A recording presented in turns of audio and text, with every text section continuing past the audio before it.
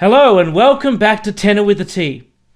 Christmas is here, and a big part of Christmas for me is singing songs, both sacred and secular. One of my favourite Christmas songs, and probably the most famous of all time, is Silent Night. Silent Night tells the story of the night Jesus was born.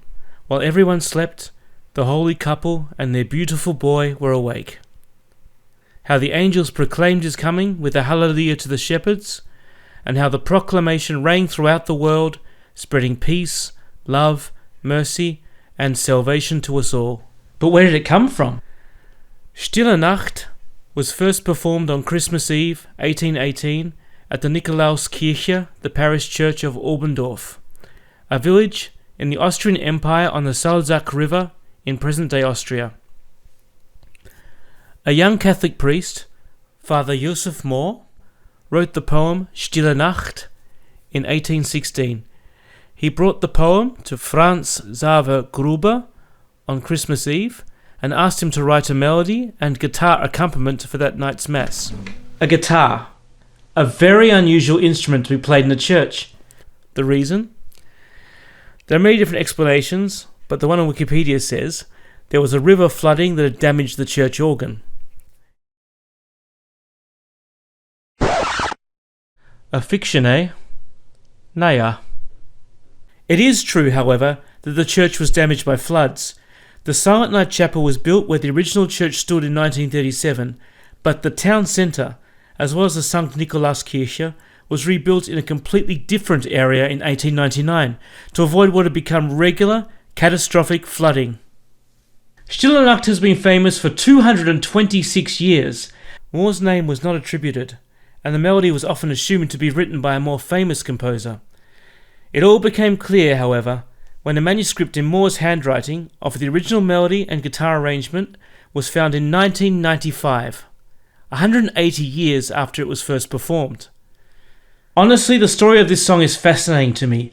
Silent Night comes from humble origins, its very composition and arrangement shaped by the circumstances in which it was written. And despite all this, it has become famous against all odds. We only know this song's history because the song itself, written in a tiny village in Austria with a population today of only 5,815 people, has been sung and played by the most famous musicians of all time. And the fascination with this song continues. We only discovered the truth about its composition after continued research 180 years later. But which version do we know today? Silent Night has been taken around the world. But the melody has changed several times, and this was the result of being performed by folk musicians, who switched harmonies and simplified it.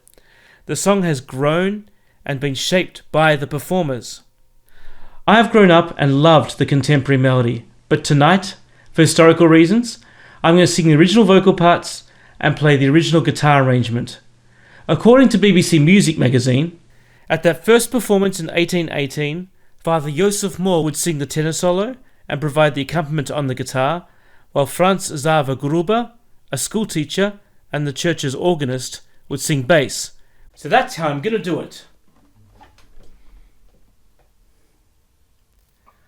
Stille Nacht, heilige Nacht, alles schläft, einsam wacht, nur das traute hochheilige Paar, holder Knab im lockigten Haar, schlafe in himmlischer Ruh,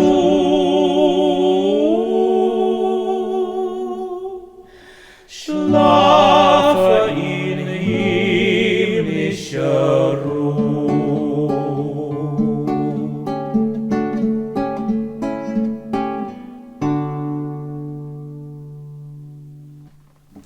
So what do I think?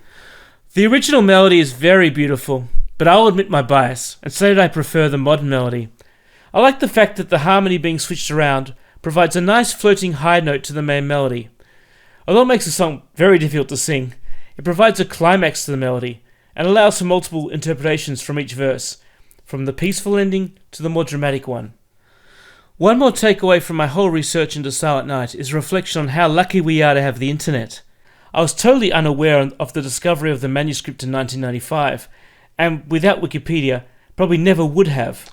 What my research has reminded me of is that there is a story behind every song. There is a goal in writing a song, an emotion and a message that both the lyricist and the composer are trying to communicate.